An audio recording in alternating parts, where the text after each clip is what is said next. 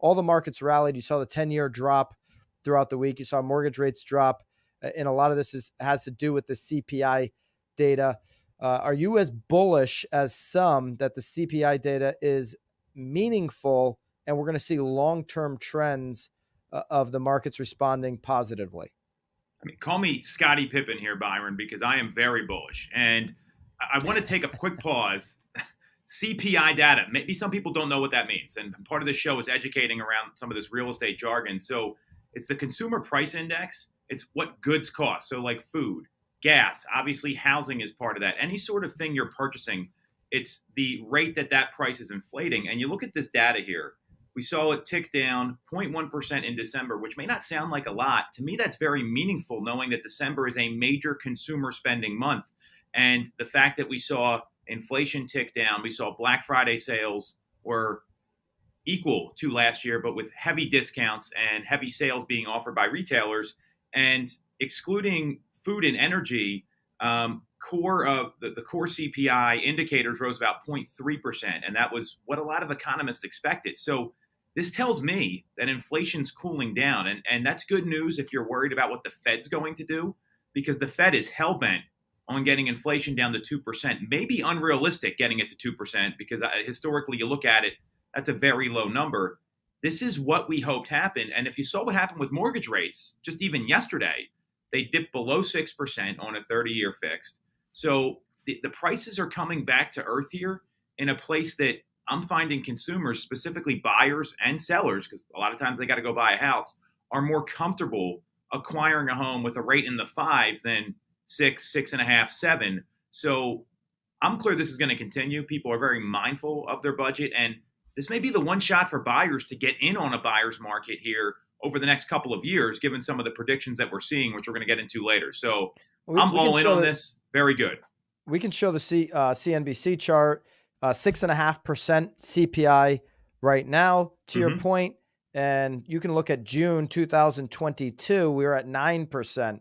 May, we were at 8.5%. And the trend, July, 8.5%. So the trend, August, 8.2%. The trend is absolutely positive. It's going down month over month over month. The last 6 months, we continue to see, a positive indication from the CPI data. And I shared with you the pie chart. We'll put the pie chart up as well. And we'll put all these up so you can see these if you're on YouTube at Knowledge Brokers Podcast. This pie chart here, CPI components, okay? Look at what is making up the biggest part of the pie.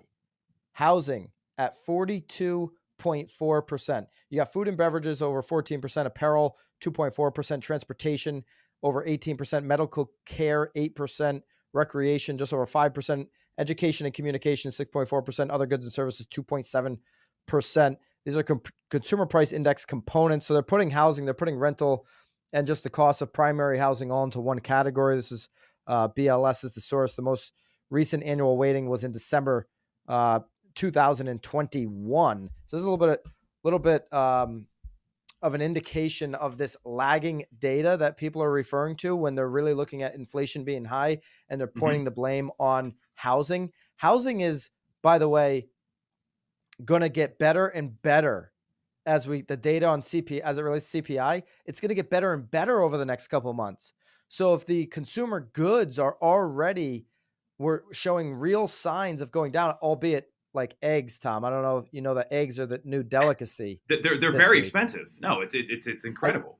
I took my daughter to the dining hall at her school this morning, and we do that on Friday mornings.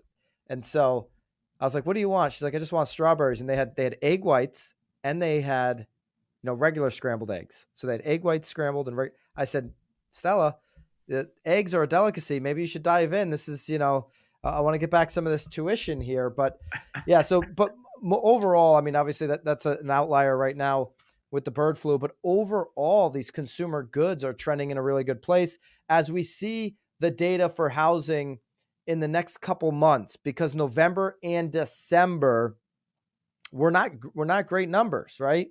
We know, Tom, like we saw sales really drop in those months. As it got closer to the holiday, the market kind of froze up there. It's loosened up. Purchase applications are up in January, and the market is certainly trending in a more positive direction. But as that data comes out in the next couple months. I think the CPI number continues to get better. So I'm on the side of the markets that this is going to keep getting better. I'm not on the side of the Fed, which is saying, listen, we got to get to 2%. We're going to do everything it takes. And they're not seeing the trend. The Fed is not believing in the trend. Okay. They're saying, hey, we want to continue to bring this housing market down to a place where values are decreasing. They're even saying they want to bring jobs and go unemployment up. I don't agree with that. I don't think the way out of this is by putting people on the unemployment line and having them collect an unemployment check from the government. I don't think that's good for anybody.